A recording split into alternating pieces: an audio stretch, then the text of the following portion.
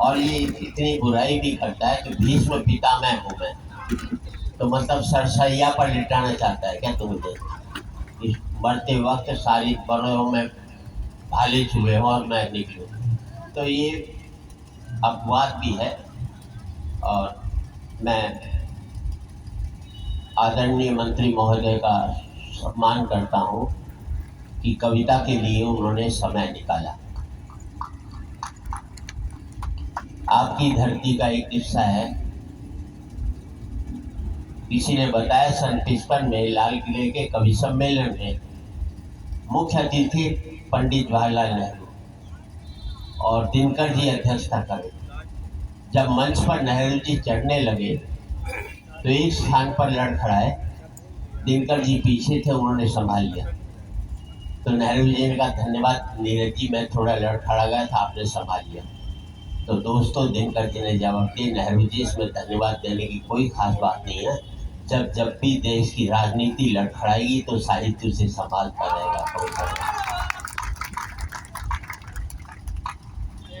तो उस धरती के माटी को, ये रिकॉर्डिंग बंद कर दे मोबाइल पर, आज रिकॉर्ड करके कल अपनी लुगाई को हंसाएगा। मेरे भरोसे ब्याह करके लाया था क्या? मर्द का बच्चा तो अपने भरोसे अपनी लुगाई को हंसा, मेरे भरोसे लाया तो। और आज रिकॉर्ड करके कल देखकर हंसोगे, इससे बड़ी मूर्खता नहीं हो सकती। जिंदगी में आज बेहतर जीना सीख जाओगे तो कल अपने आप ही बेहतर हो जाता है। अब तो नीचे कर ले। मेरा मकसद हंसाना नहीं है, लेकिन किसी मकसद से हंसा दूं तो हंसाना भी सार्थक है।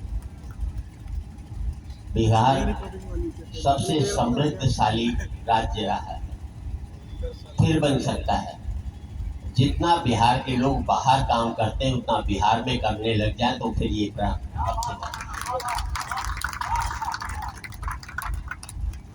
बस इतनी जरूरत है। भैया ये चाय वाले रहने दे हैं, अब सर्विस मत कर। आधों पर तो आधे कवि की फिलहाल की कविता जो है आधी तो इसने उस पर चाय फेर दी, कभी पानी फेर दिया, कभी चिप्स फेर दी। और हम मेरे ब्राह्मणों के लिए बड़ा शक है। ब्राह्मण कविता पढ़े और सामने लोग खाते पीते थे, इससे बुरा दिन ब्राह्मणों का कभी नहीं आता। एक जमाना था जब आप लोग हमें खिलाकर खाते थे, आज ब्राह्मणों को दिखा कर क्या? किसी भी ब्राह्मण का मर्डर करना, कुछ मत करो, अपने घर पर बुला रहे हो, उसके सामने खाना खाते 3-4 घंटे में ब्राह्मण से लड़ जाएगा। और पोस्टमार्टम की रिपोर्ट में पता ही नहीं सारा ब्राह्मण गया तो गया। इसका 50 तो फोटो खींच चुका, खंडर की कहीं से भी खींच ले, खंडर ही दिखाई दे। जब मैं इमारत था तब किसी ने एक फोटो नहीं खींची, तब एक ही फोटो खींची गई थी, उसी ने मुझे खंडर बना दिया। थोड़ी बहुत टिप्स देना चाहता हूँ। बाबा रामदेव जी का जिक्र हुआ, मैंने बाबा रामदेव से एक ही सवाल पूछा था, भाई ने मुझे आज तक जवाब नहीं दिया। मैंने बाबा अगर योग से रोग दूर होते तो तू दवाई क्यों बना रहा? आज तक भाई ने जवाब नहीं दिया। और मैं आपसे भी कहता हूँ कभी जिम मत जाना, कभी एक्सरसाइज मत करना, कभी दौड़ना नहीं, उम्र कम हो जाएगी। घोड़ा दौड़ता है 20 साल जिंदा रहता है, अजगर पड़ा रहता है 1000 साल होता है।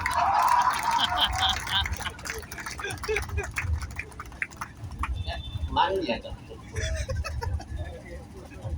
आप चाहिए उसका ध्यान फोटो खींचने में, कविता सुनने में थोड़ी आप 100% रहिए जहाँ भी रहते हैं। आप भी नीचे कर लीजिए मोबाइल, ये कहने के बाद तो मत करो।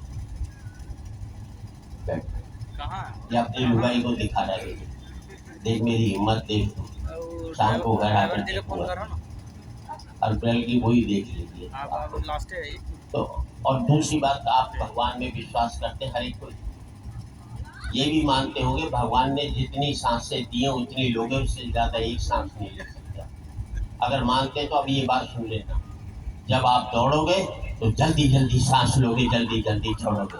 घर में चुपचाप पड़े रहोगे, धीरे धीरे सांस लोगे, धीरे धीरे छोड़ोगे, ज़्यादा धक्को मत लगेगा। अब वही लोग ताली बजा रहे हैं जो मॉर्निंग वॉक पर नहीं जाते। अभी भी मैं देख रहा हूँ जो लोग पत्नी के साथ में बैठे दहशत में बैठे, ढंग से हंस नहीं पाते, हंसने से पहले लुगाई की तरफ देखते हैं, वो हंसती है तो हंस। हद होगी यार दहशत की, जब मैं खड़ा हूँ यहाँ पर तो किस बात की चिंता। देखो मत लुगाई की तरफ हंसते रहो, क्या बिगाड़ लेगी तुम्हारा।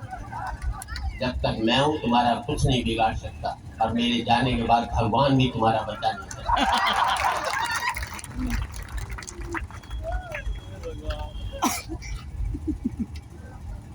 मंत्री जी, मैं एक बात कह रहा हूँ आपको, आप नहीं कह पाओगे लेकिन मैं कहता हूँ, महिलाएं बहुत कठोर होती, पुरुष बहुत ही कोमल होता है, आवाज से पता है। मान लीजिए आपको विश्वास नहीं, मान लीजिए आप पटना से हावड़ा की ट्रेन में बैठे, बगल में कोई महिला बैठी, आपको नींद आ जाए, आपका सर महिला के कंधे पे टिक जाए, एक झटके में तुम्हें उठा देगी, इतनी कठोर होती।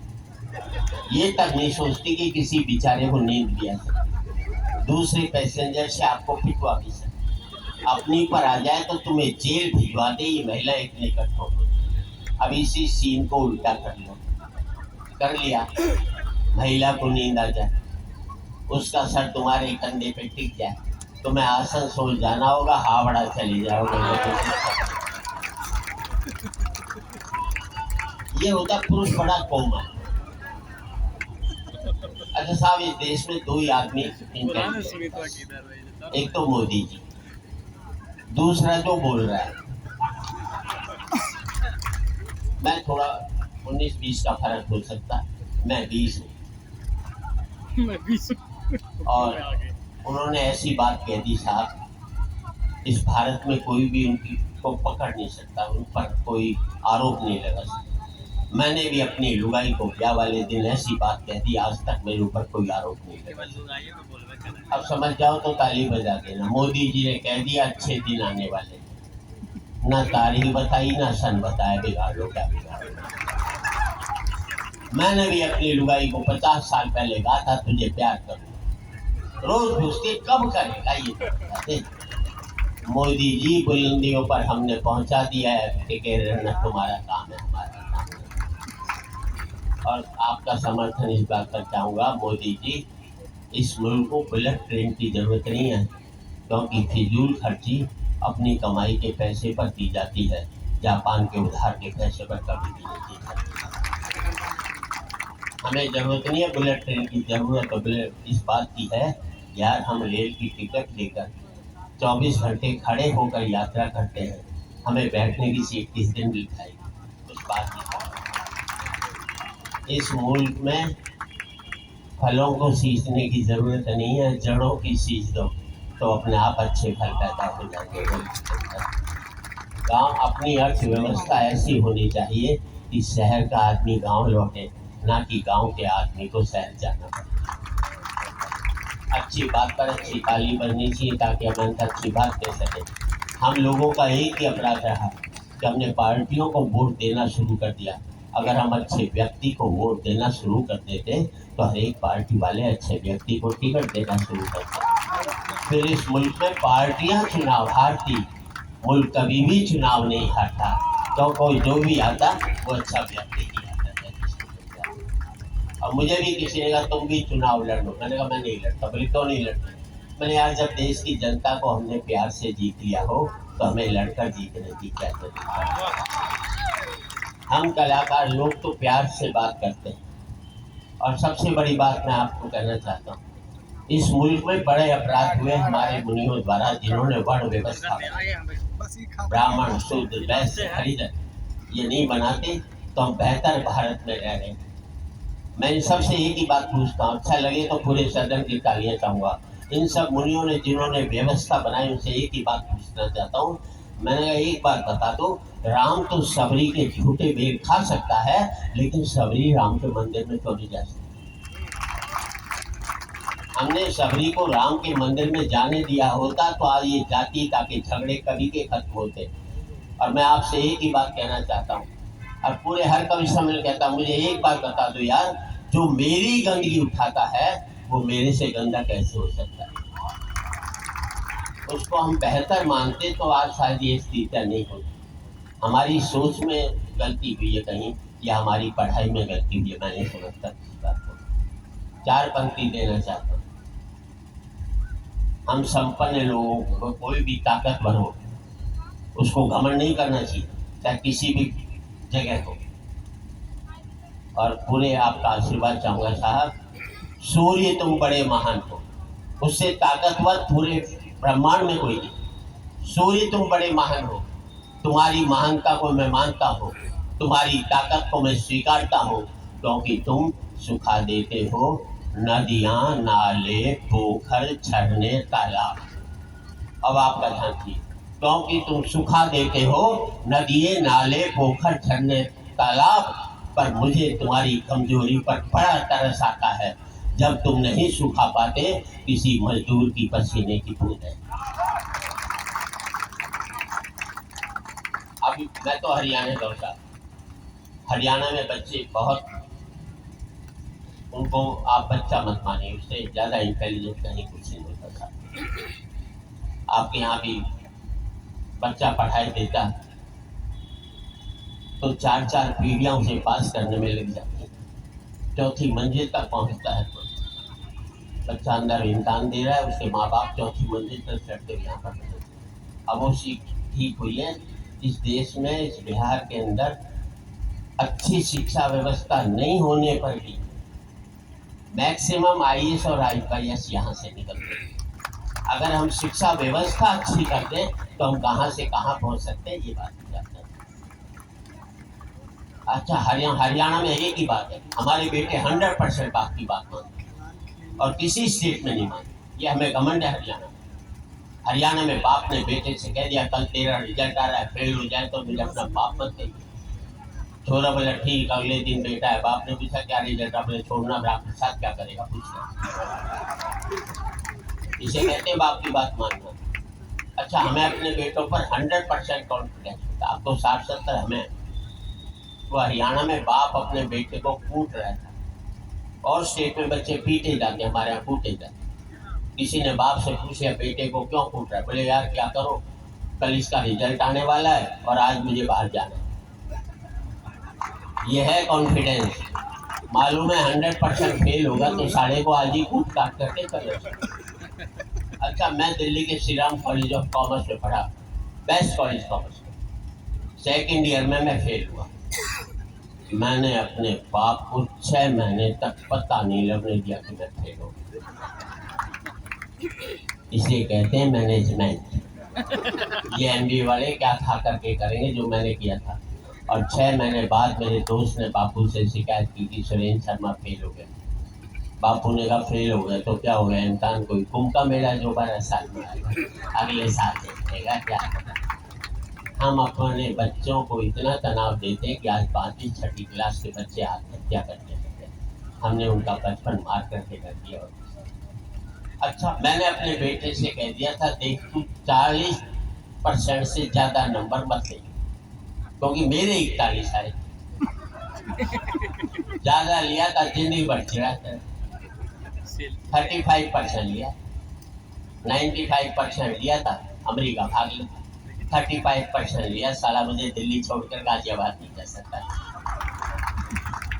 और पूरे सदन की तालियां इस बात पर चाहूँगा साहब, मेरा सुख ये नहीं है कि मेरा बेटा अमेरिका में 5 लाख रुपया महीना कमा रहा है। मेरा सुख ये है कि मेरा बेटा 50,000 रुपया महीना कमा रहा है, लेकिन शाम का खाना मेरे साथ बैठ करके खा रहा है। जिंदगी में पैसा एक सुख था, हमने उसको एक मात्र सुख बनाकर अपनी जिंदगी में कितने कांटे पूरे किए। इस मुल्क में समस्या बड़ी हो जाती, समस्या बड़ी नहीं होती, हम उसका हल बहुत बड़ा होता है।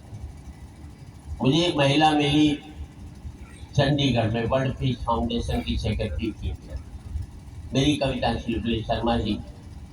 पूरे संसार के अंदर आतंकवाद पनप रहा है, एक मुल्क दूसरे मुल्क पर हमला कर रहा है। विश्व शांति हो जाए, कोई रास्ता बता दो, हम आप हमारी मदद करो, हम आपके साथ चलेंगे, आप कोई रास्ता बताओ। मैंने एक लाइन में रास्ता बता दिया। बोले विश्व शांति हो जाए, कोई रास्ता बता दो, मैं कुछ मत कर, तू खुद शांत रहे बस, बड़े पीसा लेंगे अपना। पूरे हम दूसरों को शांत करने में पूरे विश्व की शांति को भंग कर रहे हैं। अमेरिका कह रहा है विश्व में शांति हो जाए। अरे तू एटम बम बनाना छोड़ दे, आदि तो तेरे द्वारा बनाई गई है, तब जाकर के बात कर। और आप मंत्री हैं, तो एक मंत्री के बेटे ने पूछा पापा मैं राजनीति में जाना चाहता हूँ, 8 साल का था, कोई शिक्षा दो। बोले बेटे रहने दे। बोले 8 साल का है तू अभी। बोले ना मैं तो जाऊंगा, कोई शिक्षा दो। जब अड़ गया बेटा तो मंत्री ने कहा तू ऐसा कर, पहली मंजिल पर बालकनी में आजा, मैं नीचे खड़ा। बेटा चला गया पहली मंजिल पर। बोले अब क्या करूं पापा से। बोले कुछ मत कर, नीचे कूद जा। बोले हाथ पैर टूट जाएंगे। बोले ना मैं बचा लूंगा, मैं नीचे पकड़ लूंगा। बेटा कूदा, बाप ने पकड़ा नहीं, हाथ पैर टूट गए। बोले पापा आपने कहा था मैं पकड़ लूंगा आपने। बोले बेटे राजनीति की पहली शिक्षा यही है कि अपने बाप की भी बात का विश्वास मत करिए। अभी बात पूरी नहीं, तालियां बजा देना। बाप का नाम अमेरिका का था और बेटे का नाम यूक्रेन था। मरवा दिया दोनों को लेकर के साथ। और बता देता हूँ आप लोग व्यापारी हैं, महिलाएं व्यक्ति साथ कितने युद्ध महिलाओं ने कराए, मरे हम। पूरी महाभारत द्रौपदी जी ने कराई कि अपना कुछ लेना देना नहीं सबका। अगली बाल खोल करके बैठी, उसके बाल बनवाने के चक्कर में इतनी लाशें बन गई, कई करोड़ आदमी शहीद हो गए। हमें मरने का कोई दुख नहीं, 3-4 करोड़ हो गए, कोई बड़ी बात नहीं। हमें मरने का कोई एक ही तकलीफ है, अगर वो तकलीफ वाजिब है तो आपकी शक्ति ताली चाहूंगा। बाद में द्रौपदी जी ने हमें सॉरी तक नहीं बोला, बोल दी थी, फिर दोबारा पढ़ने चल जाते। और मैं बता दूं आपको, यहाँ बैठी इतनी महिलाएं, संपादक जी आप भी बैठे यहाँ पर, एक का सूट एक की साड़ी दूसरे से निकली, एक ही विदेशी। और हम पति साला तीसरा डिजाइन नहीं हमारे पास। और तालियां तो इस बात पर चाहूंगा, ये तो तब जबकि कमाई हमारी। अगर महिलाएं कमा रही होती तो पति लोग तो कच्चे बनियान में घूम रहे होते आज की तारीख में। इतनी ताकतवर है। अब जैसे क्या है कि मैं आपको बताऊं, मैंने 7 नवंबर को 6 साल पहले अपने पत्नी से कहा 1 लाख रुपए चाहिए, 1 हफ्ते में लौटा दूं। बोले आपकी कसम मेरे पास जाए खड़े तक